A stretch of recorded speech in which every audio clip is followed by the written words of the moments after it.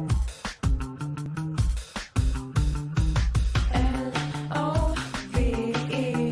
Love is a solution, so set your love free with the L-O-V-E. For the evolution and blessed unity with the L-O-V-E.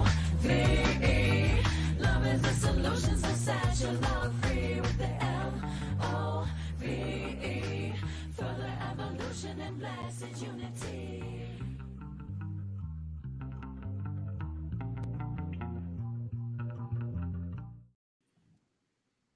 Good morning, everyone, and welcome to the Self-Love Show. It is with my great honor and gratitude. Here we are, closing out the year 2020 in this powerful day, the 31st. Like, wow, so deeply honored of this year. And I really have a special guest today. We have a special guest today, our beautiful sister here that I'm going to introduce.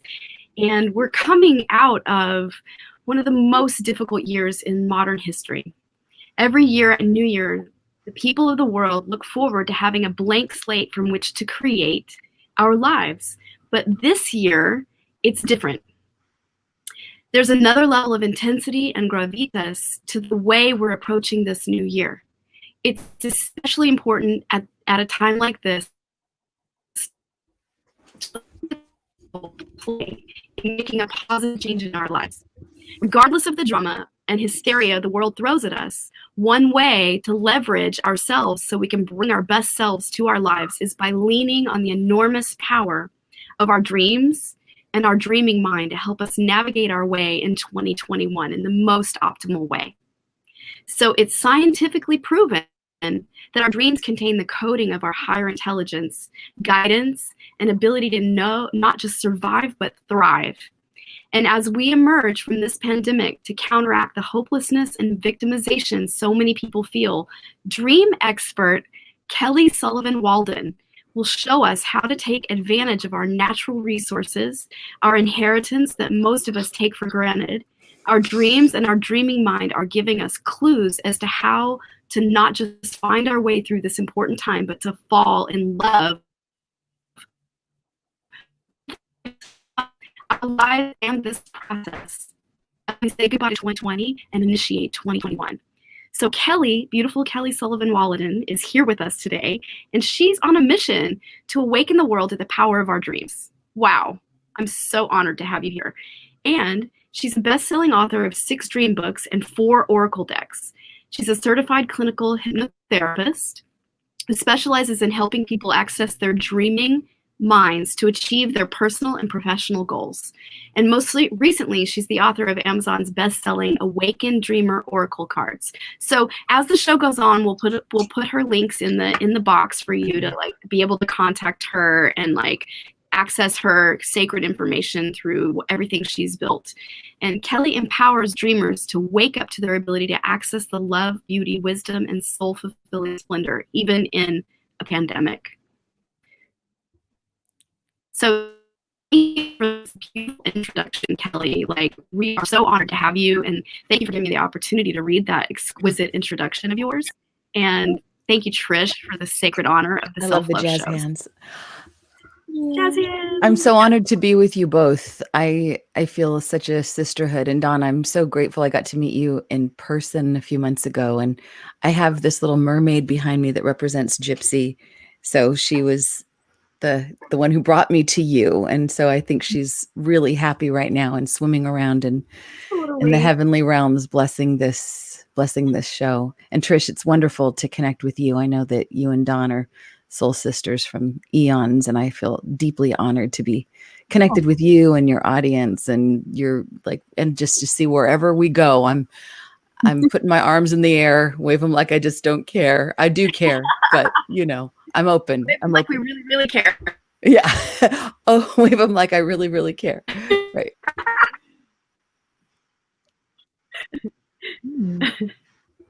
Yes. So let's dive in. Yeah, tell us a little bit about your work. Yeah. Oh Lord. Okay. You know, there's a million ways I can get into that. I think at this moment, what is most on my heart is dream work to me is very much about integrating. A lot of it is shadow work, honestly, because most people don't seek somebody like me out for professional work if they're having a million happy dreams. So my work kind of starts at a place of meeting people where they're in pain, where they're having nightmares, where there's some repressed or suppressed energy that is in their life that they haven't yet figured out how to harness or how to love. So I love that this show is about self-love, and I really I feel like that's kind of the nature of what I do. It's via dreams. Like dreams are sort of my tarot cards or my yoga. It's my way of being able to help a person navigate how to best love themselves, and not just in the theoretical sense of loving themselves, but I think our dreams serve up every day, every night. What's our curriculum for the day? What pieces are left out? Anything that's chasing us? A lot of, like, right now in this unprecedented time, the whole world is dreaming more vividly than it ever has. There's so many people all over social media talking about these wild dreams they're having, and a lot of it is sparked by the pandemic. And this is the first time we've ever been in a world crisis. And at the same time, that's really tragic and horrible. And I don't want to minimize that. But it also brings us into a place of unity. Um, and with regards to the dreams, a lot of the dreams, there's some common themes that people are dreaming. Not only are we all dreaming vividly, but a lot of people are really dreaming about things chasing them, whatever the virus represents to them. Also, a lot of dreams about the kind of the electric shock effect of what happens if you hug people, and us trying to adapt to this strange world at this strange time. But so my work is really like an alchemist. I'm a natural optimist, but I don't think I'm like, overly Pollyanna. I feel like a practical optimist where I can find the gold even in the most horrific dreams. I say, bring me your dead, bring me the scary things, and I will shine some light and with you to help you discover what is to love, and to find the gold in that heap of poo, and wash off the poo and take that gold and run with it. Are you guys able to hear me? Because I know there's a little glitchiness going on. I don't know if it's just on my side. It is a little like there are some internet connectivity issues today. Wow. It. Um, And this there's this little thing shining in my eye. It's this little crystal that's like wanting to, I'm just going to say it's Gypsy. That's like wanting to kind of hover around here. So get out of my eye, Gypsy. So yeah, I mean, we're listening to you. There were about, oh gosh, I mean, over 7 years ago, I had multiple traumatic experiences where like I was taken advantage of by a friend in a really intimate, vulnerable way, and then left in the cold to find my own like way back home. And I have nightmares about it repeatedly. And the only thing that really had helped me was a wonderful hypnotherapist named Doreen Blumenfeld, who lives in Willits. And I saw her many times actually, and she was the first person to help me sort of calm the secular patterning and the fear in my brain. And of course it was layers of safety that I was actually really moving forward into getting more clear there. And I love that you're a hypnotherapist that's really connected to the heart center. Yeah, I'm hearing that.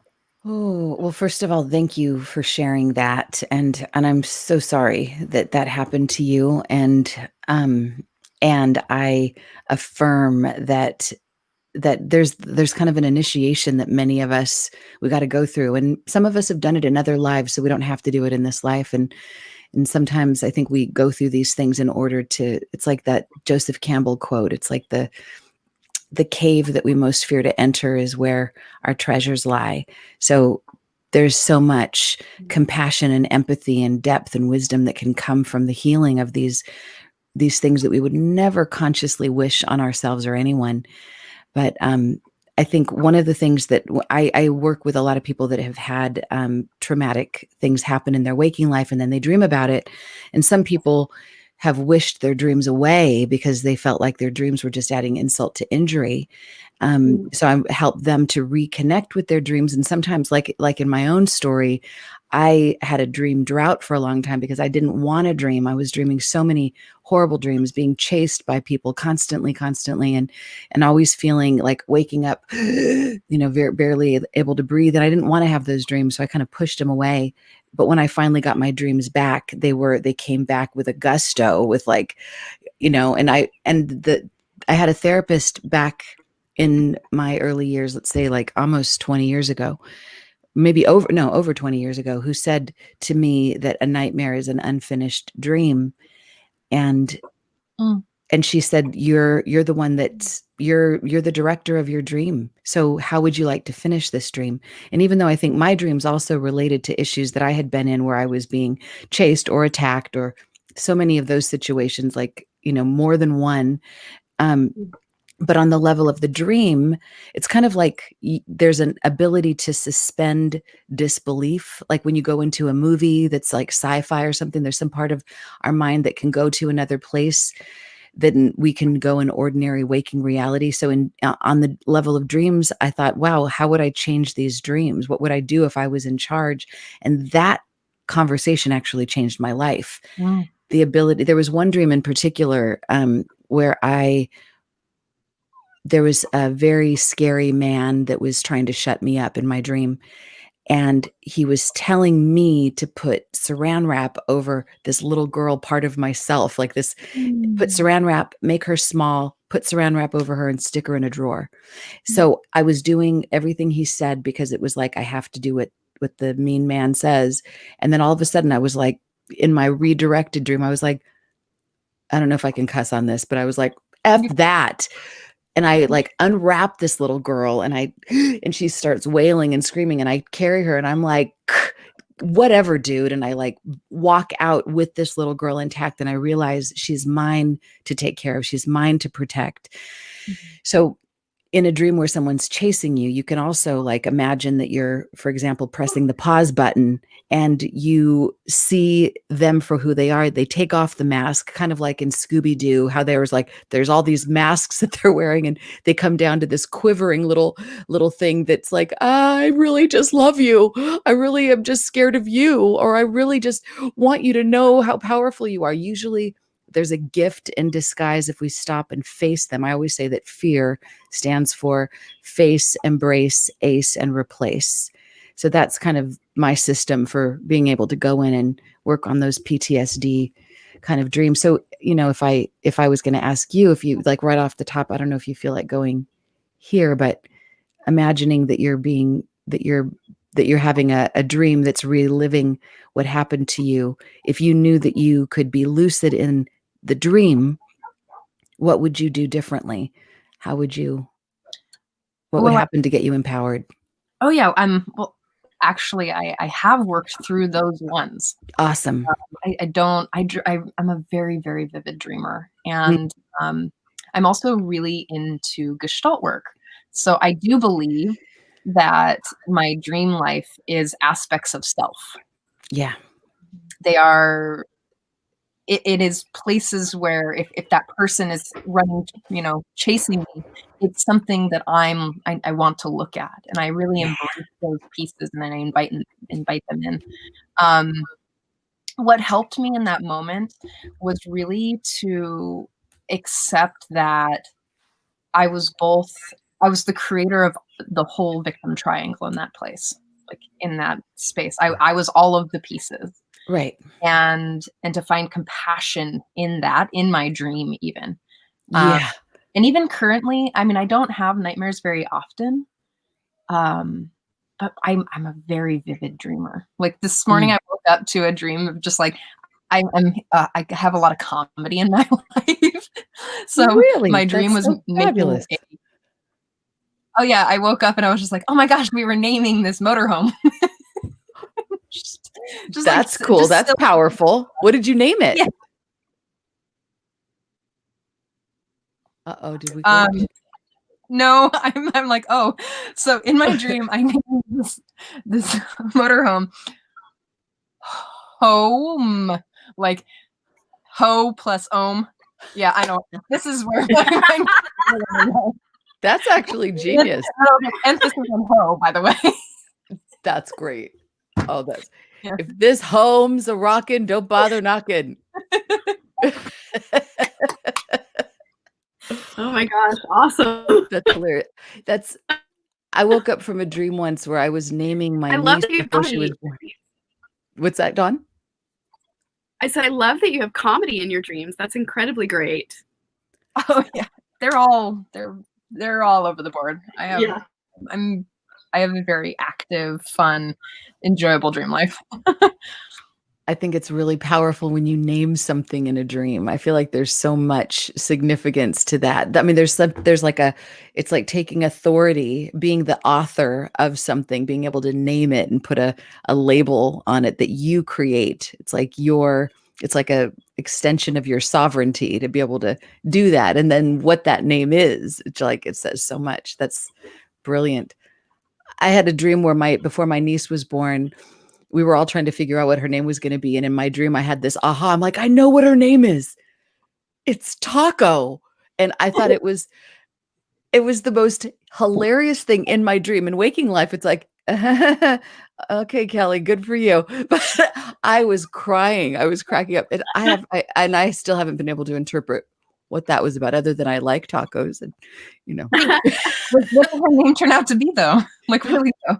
She who's now a he isn't that fond of talking. So I'm not exactly sure. Maybe it was just the joy of being able to name somebody. And you know what? Sometimes I'm the worst at interpreting my own dreams. It's a lot easier to do it for other people. Normally I'm able to do it, but maybe this is now on my list to work on. Maybe this will help me in my relationship with him. I'd really like to invite any of our viewers to share to type out some dreams. Kelly has offered to look at those as we go through this, next part of the show. And we're also going to start talking about some of our dreams too. I want to share one that just came up because I had one that I wanted to share earlier. But the one that has sat with me for a while. When I was young, my parents sent me to church camp. And I had this really amazing babysitter. She was really great, but she talked to me about the rapture. And it was fucking terrifying. I was terrified as a little 7, 8, 9-year-old child. And the dream that I would have repeatedly, which was in Technicolor, it was very vivid, was a boy sitting on the edge, so it's like a wooden fence with like slots, right? And he's facing out into the forest. So I walk across a field. He's sitting on one of the posts of a fence. And I go up to him and I tap him and he doesn't respond. And I pull him around so that I could see him, and he has X's on his eyes. I know. It was. Oh, wow. That one has literally stuck with me, like very deeply. And wow. Yeah. So my question to you is, like, just off the bat, what is the X's on the eyes mean to you? What's your first association? Well, I think that being so young, I was probably watching a lot of cartoons. So X's on the eyes meant death. And right, there was this place where, so what I made it mean is, yeah, let's hear that. What that child magical thinking place made that mean was that during rapture, people would just freeze.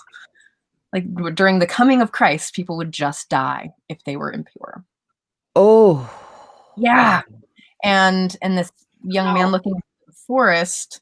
I mean, if I want to look at it now, yeah, it looks different to me, because what does it look like to you now? I've looked at the magical, or what it looks like to me now is that there's places of, it's a death rebirth cycle. That the X's Okay. on the eyes, yes, signifies an aspect of a death of a little boy, right? A masculine side of me. And because I walk over to it, and it's really about the feeling that I have when I see that boy. Like, it's not really, I'm like looking for him. I'm going towards that person and finding this being that's dead, that it's part of me, and just being able to like hold that space. Right. Oh, that's beautiful. So may I share with you all, gosh, I'm sorry about this thing that's on there's like this crystal on my window that I know is causing it. And I know it's got gypsies like thing. So I'm just going to keep trying to move. But can I teach you guys my jet set dream reflection formula? Yes. Can you hear me? Okay. So the J is for just the facts, ma'am. And you just did that, Trish, like kind of sharing what happens in the dream. And then the E is for what's the emotion, what's the feeling of it. And you expressed that. I mean, that was like a terrifying at the time. And now not so much. Like now there's more of a coming to peace with that. Is there anything else that you would say about the emotion or energy of that dream? Now or then? Now. Well, but actually then both. I just remember being really afraid when I was young. Being really afraid. I was really afraid. Okay. But if I'm looking at it from a place of these are all aspects of self, Yeah. like I'm coming at it from a younger Trish version of myself and looking at the aspects of self. Yeah. But that's totally valid. That's great. Okay, so the T is for the title. I always suggest that we give our dreams a title. I think the title sometimes can give us a lot of information about what the dream is trying to help us with. So what would your dream title be? Oh gosh, I don't know. Could be just the first thing that pops into your mind as a way of remembering this dream. Well, rapture is the Rapture. Yeah. That's perfect. Oh, and this is funny. My chair's doing the thing where it goes down. This is the comedy. This is the comic relief where my little chair goes down. I'm shrinking. Honey, I shrunk the Kelly. Okay. Oh my God. Okay, so the T, so that's the T. Then the set, the next part of it is the main symbols that stand out. So to you, what are the symbols that are the most stand out in this dream? The fence forest boy. Fence forest boy. And X's.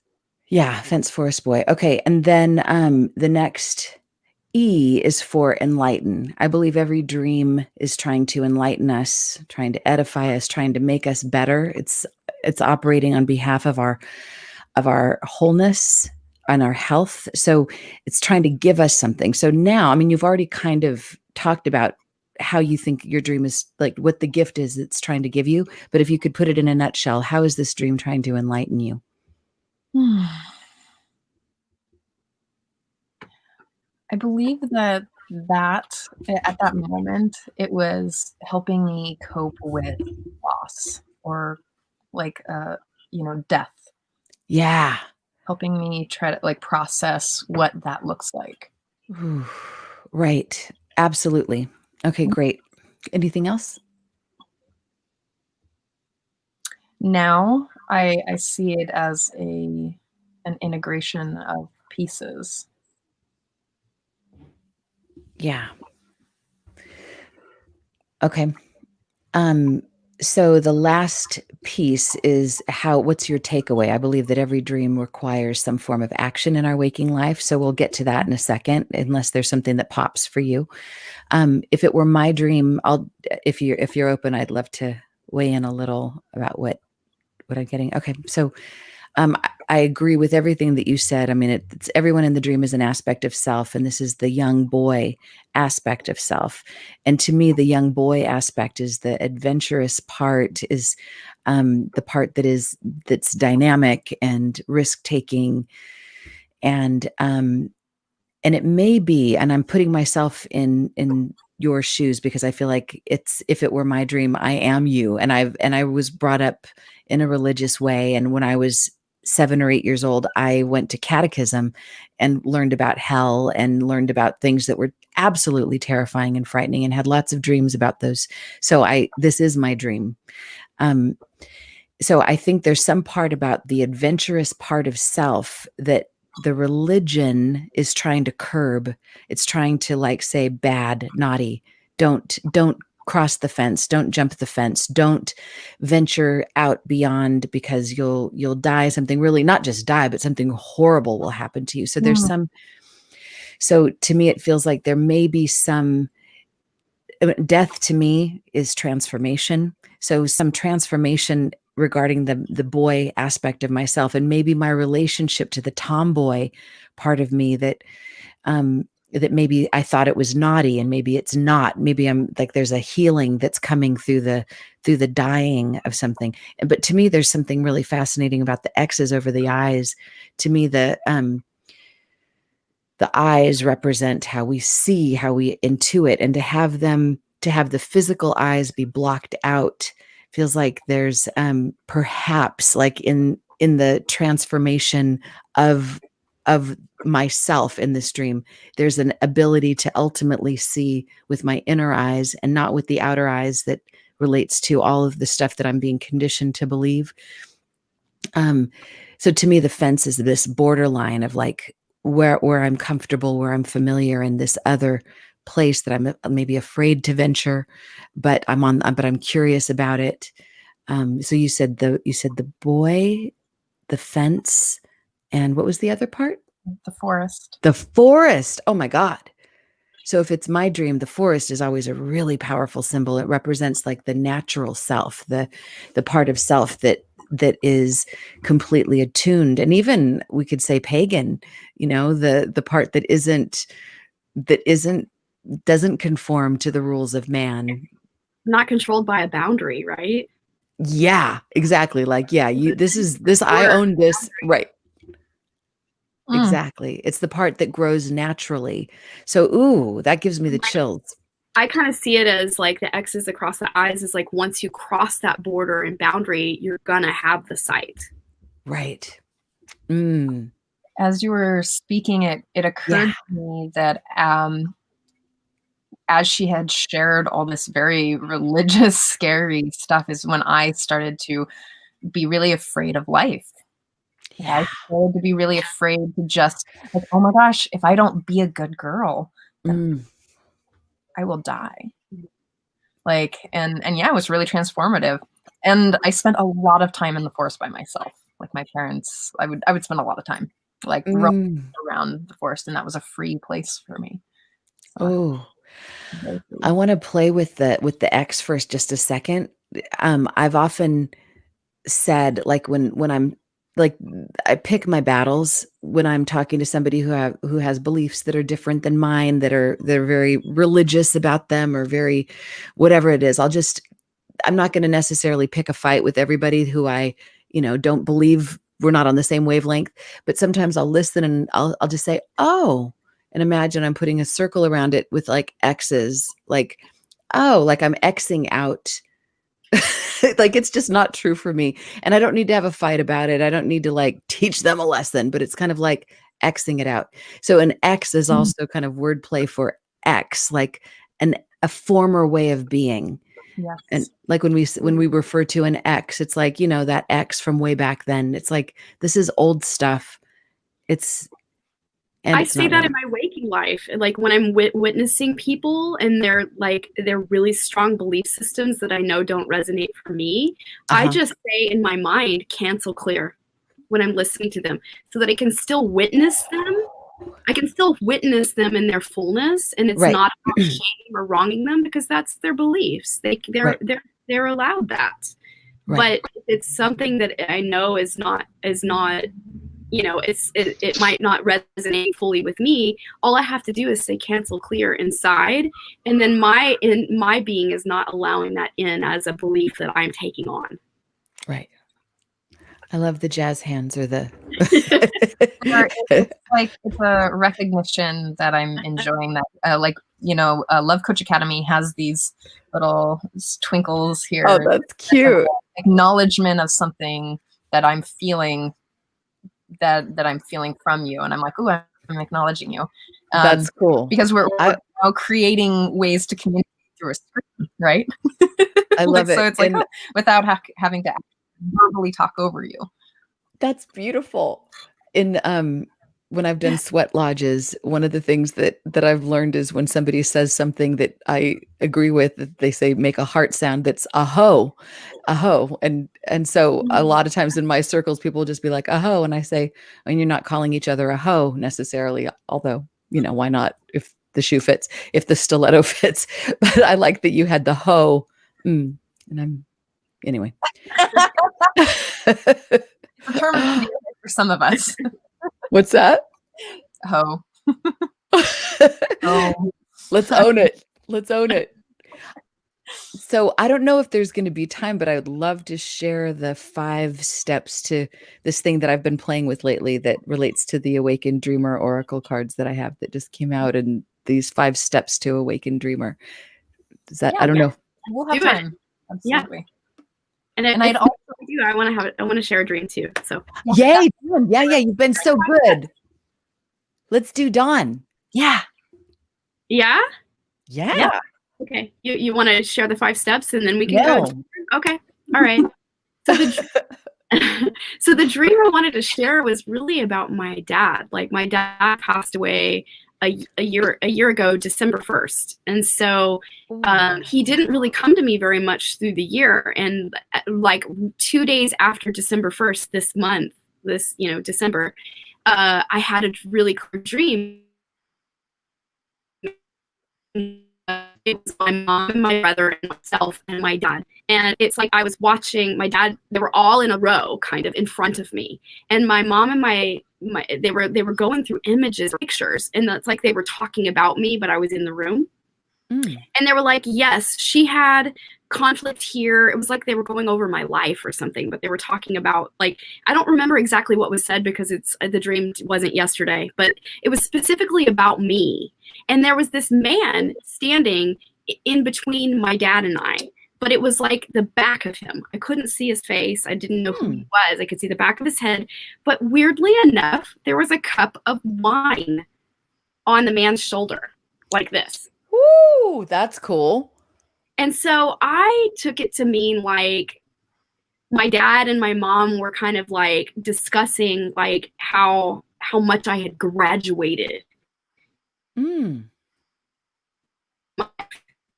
Like graduated from the hard difficulties, right? Because my relationship with him was very, very, very difficult, like abusive relationship. Like I like broke through a lot of spiritual curriculum. Like it took me a long time to unravel it all. And like by the end of me going through graduate school and completing he was my relationship project in graduate school, and I completed that with him. And literally, as I was completing it, the week I was in graduate school, the finishing final week of a 2-year program, he was going into the hospital to die.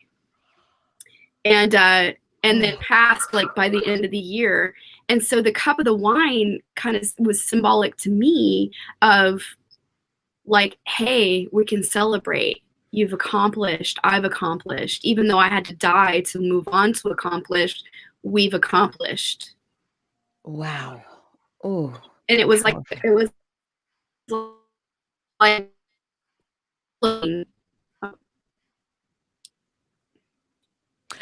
I'm celebrating. I'm able to celebrate with you even in death. Like that's how I saw it. Oh, that's great. That's beautiful. So it was cutting out a little bit, but I think I mostly got that. So in your dream, your mom, your dad, your brother are all together, and they're looking at pictures, and they're kind of talking about you in the third person as if you're not there, even though you are there. And they're kind of, it seems like taking your inventory, like, oh, this is where she had, this is like maybe where she still needs to grow, or this is where she did grow, or was it? Yeah. Kind of like that. And then all of a sudden you're seeing your dad's back. No. I saw my dad. I was facing my dad. I could see my dad, but there was a man in between us. Oh, the man in between. Right. With a cup of wine on the man's shoulder. The man in between with the wine on his shoulder. Ooh, that is so interesting. Okay. I love it when there's kind of bizarre. They always catch my attention, and that's part of what I teach people when they're doing dream interpretation, is to look for the things that are just like, like, Yeah, what? it's super bizarre. Like that people don't stand with a cup of wine on their shoulder ever. Which Like, to me, it means that this particular part of the dream requires extra exploration, because it's like dream language for drill here. There's something here. So let's do the jet set, where it's kind of like bada bing, bada boom. So you just did the just the facts, ma'am, and the energy, or the let me see, the energy, the emotion of the dream. You said that you felt like, how did you feel in the dream? It felt good. It felt like accomplishment or graduation. Okay. Or even though they were talking about my life. How did you feel about that? It didn't feel weird. It felt like those are the facts. It's true. Oh, cut out a little, so I couldn't exactly hear what you said. I said it felt like, yeah, those are the facts, that those things did happen. I did struggle through those things, and now I'm on the other side of it. Like, okay, very cool. All right. So the title of this dream, what would you call this dream? It just, I want to say my dad, because my dad's gone, and like life with my dad. Yeah. Life with my dad. Okay, great. And then the symbols that stand out, we know for sure the wine on the shoulder. Yeah. And is there anything else that is particularly standout-ish for you? Interestingly enough, I just hit me in this conversation with you that the man is probably my grandfather. I love it. I love it. Yay. I didn't realize that. And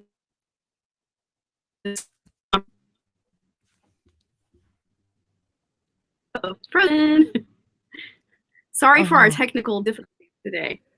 Hey, it's all good, and I don't know if it's happening on my end or whatever, but I'm just so happy. I think it's working well enough. We can figure it out. We have to just like work our intuition muscles to read between the lines. But what I think I heard you say is that you think it was your grandfather. Mm-hmm.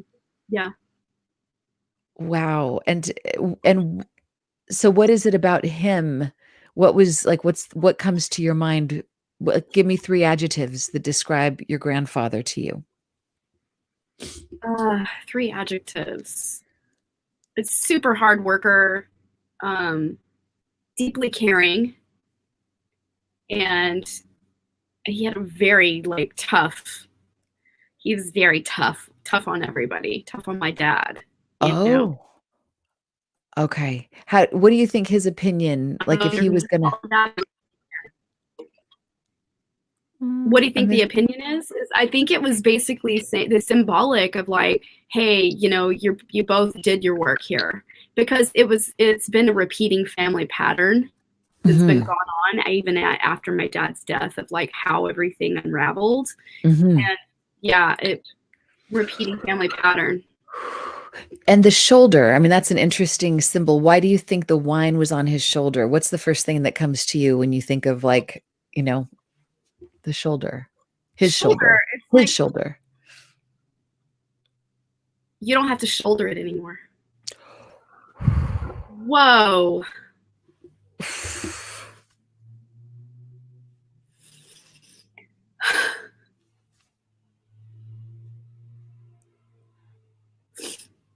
Oh my God, that is so.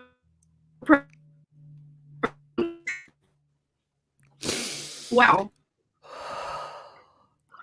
Ooh, wow. Wow. Gorgeous. Oh my God. Such completion. Wow. Thank you. Oh God, what a beautiful, thank you. Thank you for being open to that. I could feel that. I could.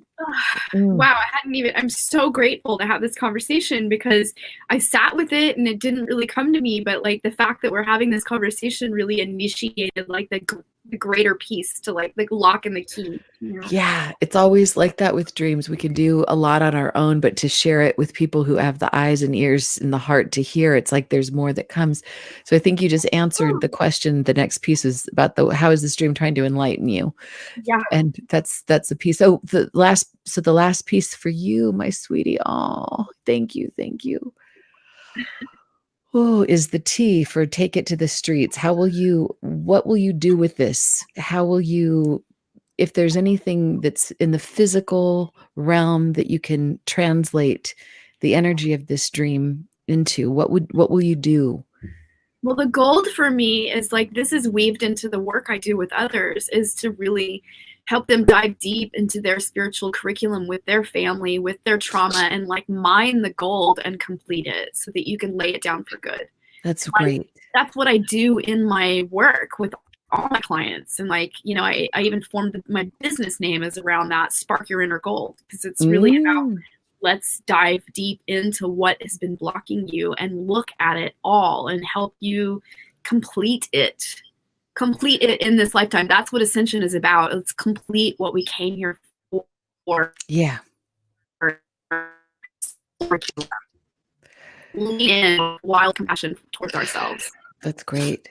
I just want to, if it were my dream, I want to add that, because sometimes I think there's something fun about the kind of the play of dreams, to do something that is very, very much like playing with the symbols that were in the dream. Like, for example, if it were my dream, I'd say, I'm going to have a glass of wine and I'm going to dedicate it to grandpa, and I'm going to dedicate it to my dad. And I'm going to imagine that they're there, maybe even get 3 glasses out and do like a cheers and like some kind of, so that there's, I think the dreams speak. That's so beautiful. I'm so going to do this. It's like, it just brings the physical piece in, because dreams and the metaphysics can be kind of sometimes so up here in the higher realms, which is fabulous. And where I get excited is about like how we can integrate the density of the body and have that be part of like kind of the cherry on top. And I think there's something about when we take one step toward the dream maker, like by demonstrating, we're listening, it takes 100 steps toward us. So it's like there's more even begins to show up. So that's beautiful. And Trish, we didn't get to your T, what your takeaway is going to be. So I don't want to cut Dawn off, but I want to make sure that we get to your T. Well, let's stay with Dawn for a moment. So just know that that's a dangling participle here. We need to get to that at some point. Let's do it. We're both completing here. Like yes. But so thank you. And what a perfect time. It's like right around the new year. I mean, the year anniversary of your father passing and coming into the new year, and to have that off your shoulder. So if you ever feel yourself like clenching up, I mean, if it were my dream, I'd notice. I'll also, actually get sometimes tight in my shoulders. I'll imagine visually, I'm going to put wine on there instead. Put the spirits on there, wine and spirits. It's like put spirit on my shoulder. There was a woman, for some reason I'm thinking of this, it's odd, it might not make sense initially, but in her dream, she was being told to walk backwards. And so she was walking backwards in her dream, and she woke up and said, okay, well, I'm going to just do what my dream told me to do. I'm going to kind of reenact my dream. And she started walking backwards, and all of a sudden her back pain that she had chronically for so long went away. And she found out that there was like actually some kind of science behind this crazy thing that her dream gave her. So I'm telling you this just because I think there's something about when we feel that we're like, because old habits die hard, there might be, a tendency to clench again and to like, be like, okay, I got to do this from that. I'm going to shoulder it all. It's like, no, I'm putting a glass on that. Like, even, I don't know, imagine what that would be like to have it on there, have that become something that you do. And I'm going to borrow that, because I believe every dream that's shared is for all of us. There's a reason that you shared this for you, but I think Trish and I and everyone watching and or listening, there's something here for them as well. So I'm going to imagine when I notice my shoulders doing this, that I'm putting a glass of wine on. We don't have to shoulder taking 2020 and the pandemic into the new year, that it can shift. Cheers to that. For all of us. We don't have to shoulder it. Yeah. Don't have to shoulder. Wow. We can put spirit on that shoulder instead. Yes. We're going to carry spirit on our shoulder always. That's powerful. Hallelujah. Beautiful. Thank you, Dawn. That was gorgeous. I love dreams for this. I feel so drunk. I feel like it's like that Roomy quote. Do you know the Roomy quote? I'm so drunk, I can't find my way in or out. I've lost the sun and the moon. Please don't pour another drop in my cup. Pour it down my mouth. Oh, gorgeous. So that's the quote for this dream. I love Roomy so much. Thank you for bringing that forward. There's always room for Roomy, I think. What was your takeaway, Trish? I want to know. Or how might you honor that dream in the physical world? Oh yeah. Well, as I've been sitting with it, it really feels that I took on a lot of another person's belief system in that moment. And that my wildness, my wild self, the young girl that played in the forest, like I'm just remembering that I don't have to be afraid of my wild self. It's boundless. Yeah. Boundless. It's a forest out there and I'm going to go play. Is there any fence that you're sitting on that you might jump off? Is there anything that represents that fence? Because even though that dream was from a while ago, I think anytime we talk about a dream, those symbols are still active. Just curious about what you might be on the fence about. What a great question. Little boy is on the fence about. Yeah. I want to sit with that. I don't know. Yeah. Good.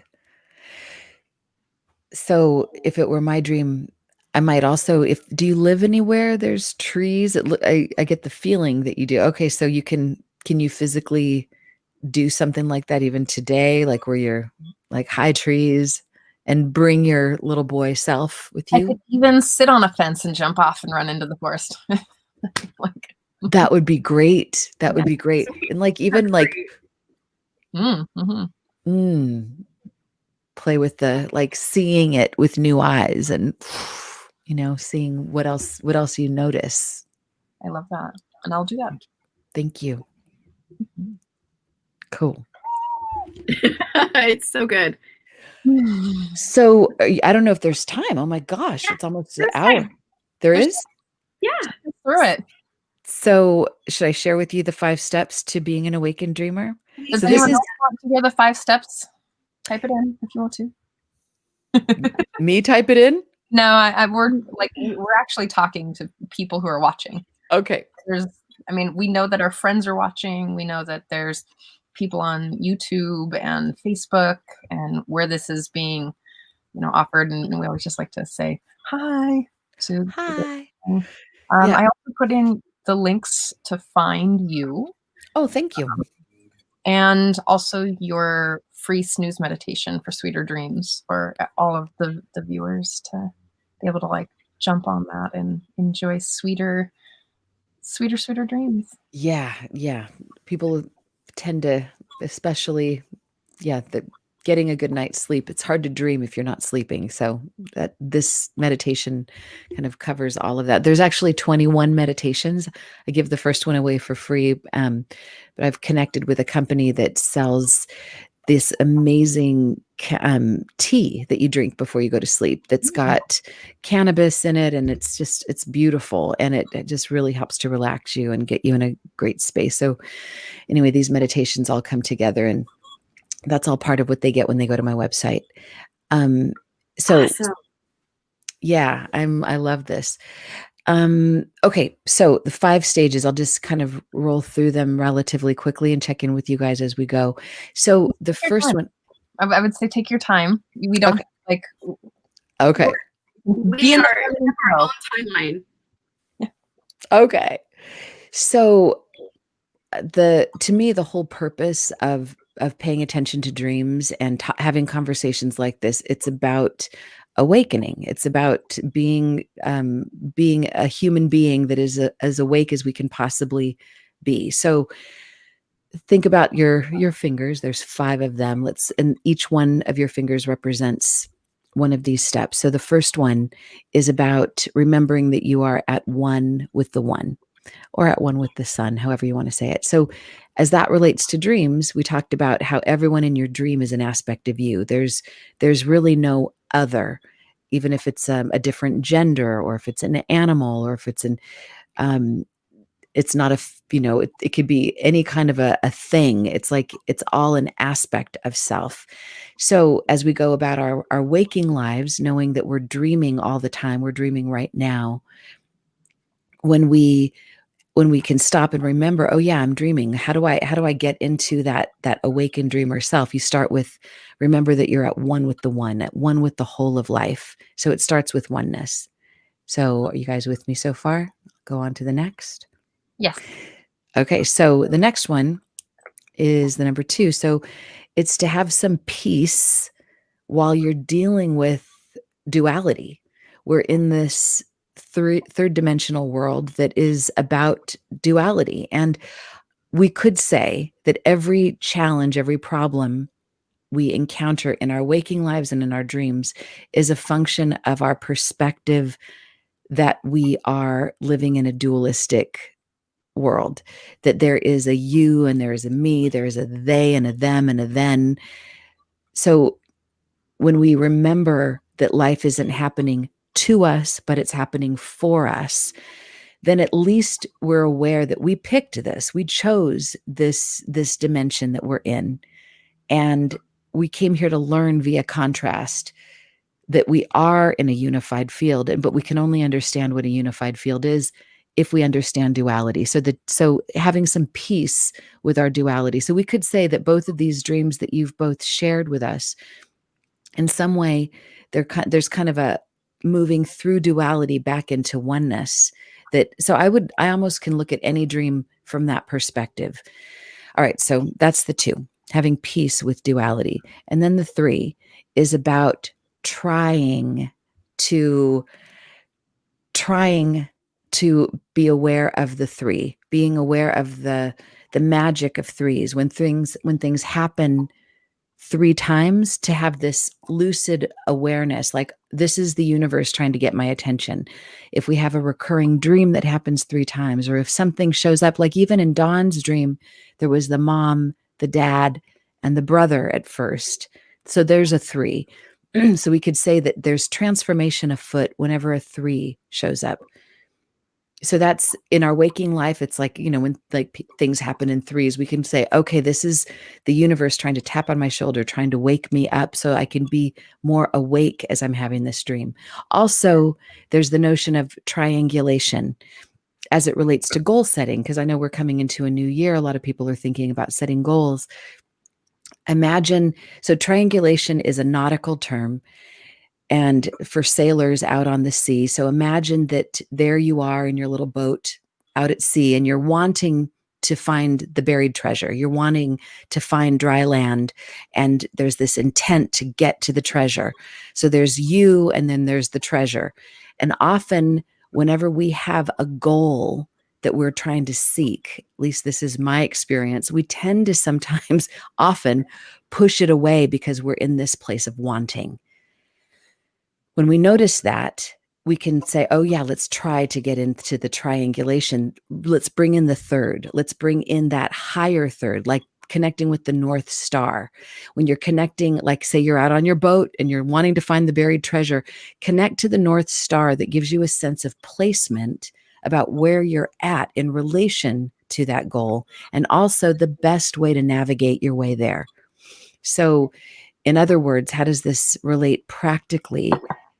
As we're setting our goals for the new year and asking our dreams to help us with those, we can ask the question, instead of what do I want, we can say, universe, what do you want from me?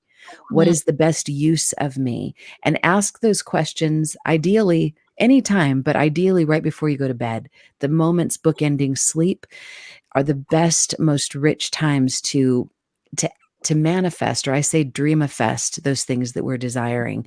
We pass the baton over to our subconscious mind, and our dreams can help us really expedite the process of how we get from where we are to that buried treasure. Okay, so that's a lot in the 3. Then the 4 is fortune favors fullness. Fortune favors fullness. So in numerology, the 4 represents a foundation, kind of a kind of the groundedness, and a sense of place, a sense of being held. So imagine and I know this for myself, I feel like this is one of my big lessons to learn in this life is to imagine what the heart is longing for, like to say, what is it that I really want? And to have that list kind of pop out, that's fine. But to stay in a place of longing is to push it away. But when I think, okay, I want all these things, but let me remember how full I already am. Let me get into a place of fullness and feeling so drop to my knees, grateful for what I already have and how much is already working for me. And this is a little personal, but I'll kind of, here we go. I'll tell you about. So vulnerability. there's an exciting thing. There's a television production company that I've been working with, and I've worked with a bunch of different production companies on different television show ideas that relate to dreams. And I'm working with one right now that I just love. They're so great. And we have the attention of a couple really big networks, like dream networks. And I'm even getting like heart palpitations just even thinking about it. So there's normally Yes. Thank you. And in my normal world, before like this moment, I would say, don't jinx it. Don't talk about it until it's a green light. But because I've been doing this for so long and there's been so many like close but no cigars, I feel like if I never talk about this, I can never talk about how exciting it is to even be at the place where I'm like even having these meetings with networks. Like it's exciting to just be here. And so of course, this is one of my goals. Like, wouldn't it be great to have a television show that is about this work and to be able to share this with the masses?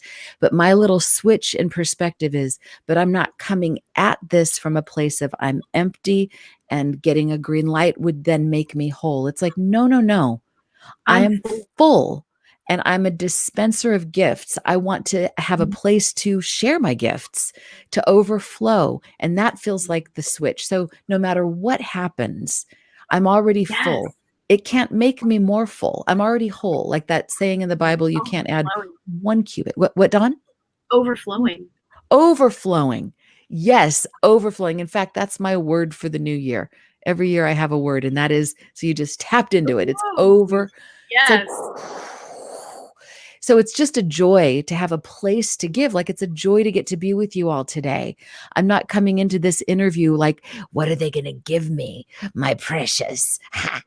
Like I'm empty, fill me up. It's like, there's these gifts that are coming through and it's like, I need a place to share them. That's what I need, is a place to like, to overflow. I've been working with my clients with this actually, and I'm reminding them to like visualize themselves.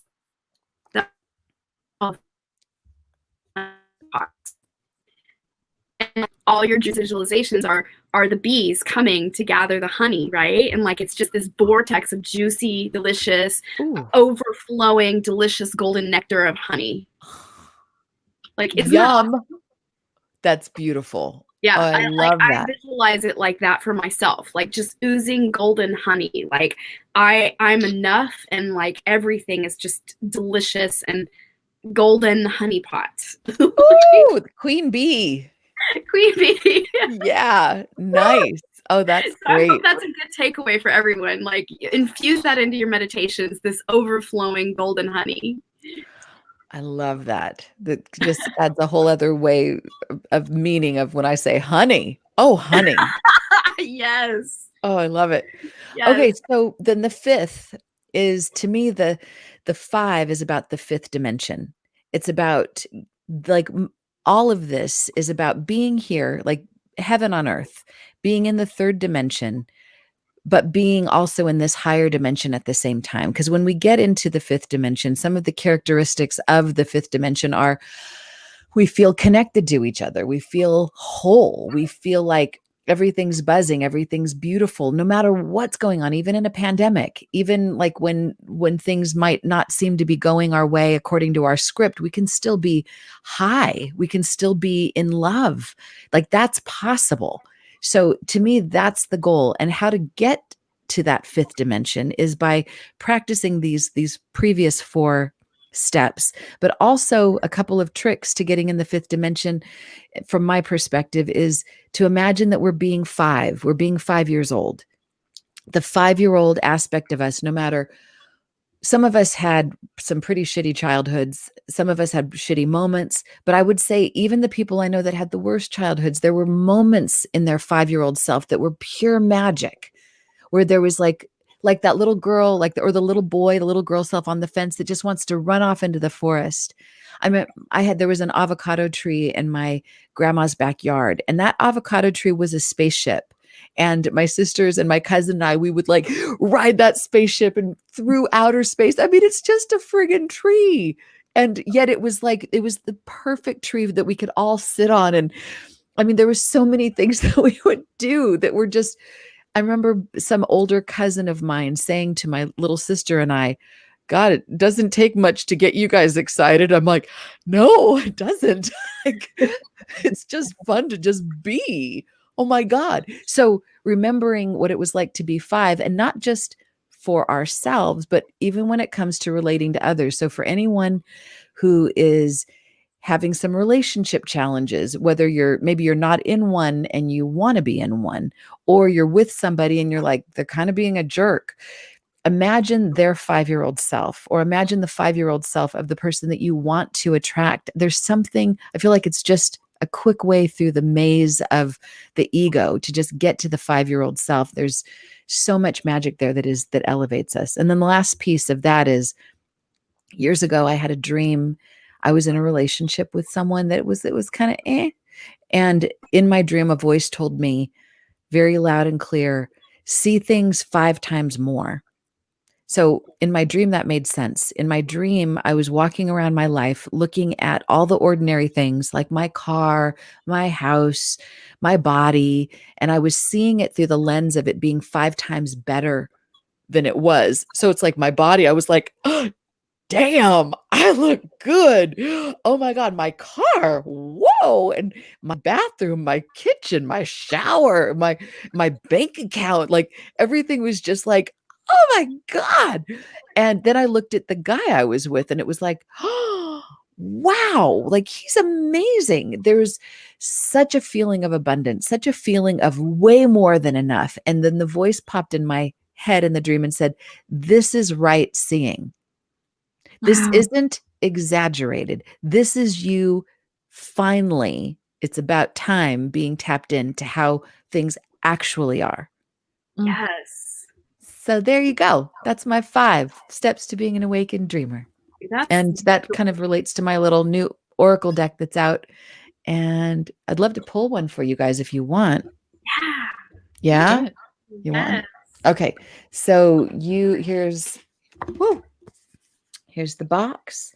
And I need to send these to you guys. So if you want, send me your address and later we can do this again. And, I want you to have them. So Awakened Dreamer Oracle. The artist is Rasuli, my favorite artist of all time. And these are they're little cards. So they're not and the message is on the cards themselves. So that doesn't come with a guidebook.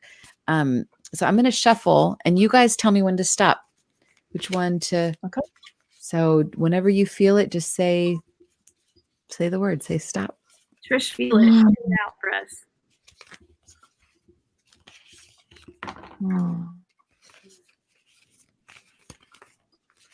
Now. Right hand or left hand? Left. Okay.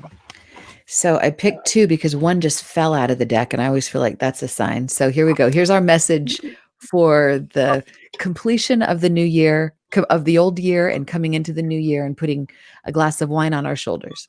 Okay. The nectar of now. Stop and drop into the marrow of the moment, the nectar of now, where all your multiple simultaneous lifetimes converge. Laser beam the wisdom you've accrued over millennia into the circumstances you are blessed to face with grace today. The nectar of the now. And the other one is the one that fell out is the river of bliss. Running just beneath the drama on the surface is a river of never-ending bliss. Consider this your permission slip to dip your toes or dive in headfirst into the sacred swirl that leads you back to the shore of your joyous nature. Nectar of now and river of bliss. There you go. Can you actually show them? Yeah. Yes, yes, yes. Nectar of now. Woo. Mm-hmm. And river of bliss. Mm. And just for the sake of three, here's one that just flipped over. So this will be the sacred third. This is love the ones you're with. I love it. And this one says, as if this were your last day on earth, give 100% of your gifts to the project or person in front of you right now. Stop waiting to exhale. Though your circumstances may not be perfect, consider this to be permission to give all the love you've got to the ones you're with. Oh, Mm. so good. Oh, yay. So good. Thank you so much for your time and your love and your attention, Miss Kelly. Thank you both so much. This has been such a joy to be with you. What a wonderful way to end 2020 and to get ready for 2021. And I'll never forget this interview. I'll never forget this time with you both. Thank you. Oh, so precious and sacred. I just honor you so much, and like the work you do in the world is so important. And I know that you change many, many lives by what you do, and just really honored to know you and be your sister. And thank you for saying yes to this. This has been so delicious. Thank you. Thank you, Dawn, and thank you, Trish. I so feel a sisterly bond with you both, and thank you for the beautiful work you're putting in the world and your vulnerability and your strength and your power and the messages that you share. May they multiply and touch the entire world. Oh, thank you so much. We just love our viewers and love this time on the planet, right? Everyone out there so that their souls lift and elevate through whatever curriculum that has been on their heart that they're working through, that they elevate their consciousness through it and shift to a whole new dimension in their lives, you know, and that the tools we all share and every person that's on the show in the year coming, that it's just all a place of elevating, you know, spirit's will to be done. Hallelujah. Yeah. Amen. A woman, a dreams. See you next week. Yes. Happy New Year to everyone. 2021. Here we come. Woohoo! And happy birthday, Mom. Aww. Happy birthday, Mom. It's my mom's birthday today. Oh, Love you, Mama. And mine's on the 2nd. Oh my God. Happy birthday, Dawn. Wow. A New Year's baby. What a blessing. Happy birthday. It is. Thank you. I'm excited. Me too.